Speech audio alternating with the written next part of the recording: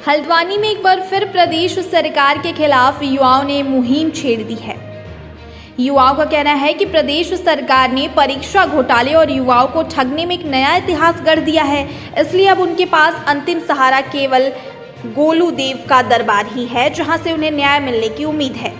दरअसल सरकार के खिलाफ युवा उत्तराखंड युवा एकता मंच के बैनर तले कल यानी 31 जनवरी को घोड़ाखाल गोलू देवता के दरबार में न्याय पदयात्रा लेकर पहुंचेंगे, जिसको लेकर युवा एकता मंच के पदाधिकारियों ने प्रेस वार्ता करके बताया कि उत्तराखंड में युवतियों के साथ अत्याचार और युवाओं के साथ नौकरी में भ्रष्टाचार जिस प्रकार से बढ़ गया है, उसे देखते हुए अब गोलू देव के अलावा किसी पर भी भरोसा नहीं किया जा सकता है।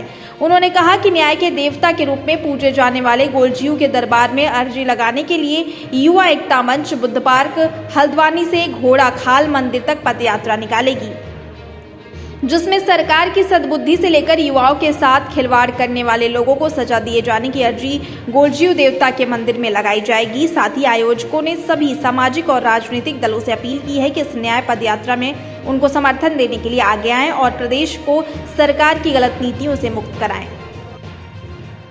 राज्य सरकार है वो पेपर कराने में बिल्कुल फेल हो चुकी है, क्योंकि सरकार खुद ही पेपर बना रही है, खुद ही उसे लीक करा रही है और खुद ही उसकी जांच कर रही है और खुद ही अपने आप को क्लीन चिट दे रही है।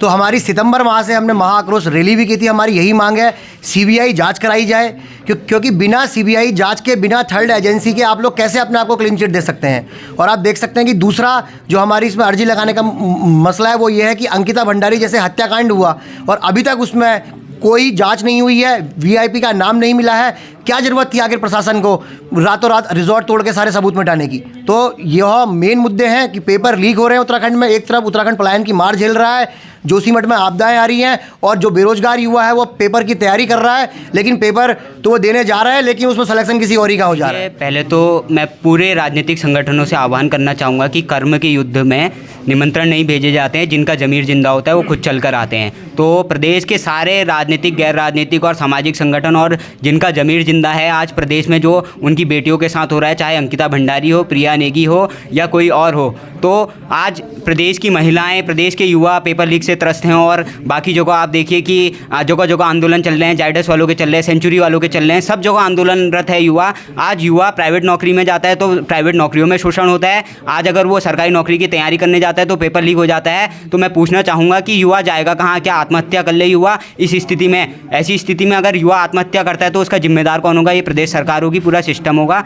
और जब आज पूरा सिस्टम फेल हो चुका है तो हम पूरे प्रदेश के राजनीतिक, गैर राजनीतिक संगठनों का आह्वान कर रहे हैं, चलिए हमारे न्याय के देवता गोलजू माने जाते हैं और हमें पौराणिक मान्यताओं में पूर्ण विश्वास है कि जब सब फेल हो जाते हैं तो गोलजू न्याय करते हैं। तो हम जा रहे हैं गोलजू दरबार, जिसमें हम लोग प्रदेश के सभी लोगों की अर्जी हम गोलजू दरबार में लगाएंगे और गोलजू से निवेदन करेंगे कि सरकार को भी सद्बुद्धि दे और पेपर जितने भी लीक हो रहे हैं उन पे जो है लीकेज बंद करने के लिए सरकार को एक सुझाव दूंगा। अगर नहीं हो पाए तो युद्ध स्तर पर प्लम्बरों की भर्ती सरकार करे, जिससे कि इस लीकेज पर लगाम लगाई जा सके। पेपर लीक होते जा रहे हैं और उसमें दोषियों को सज़ा नहीं हो पा रही है।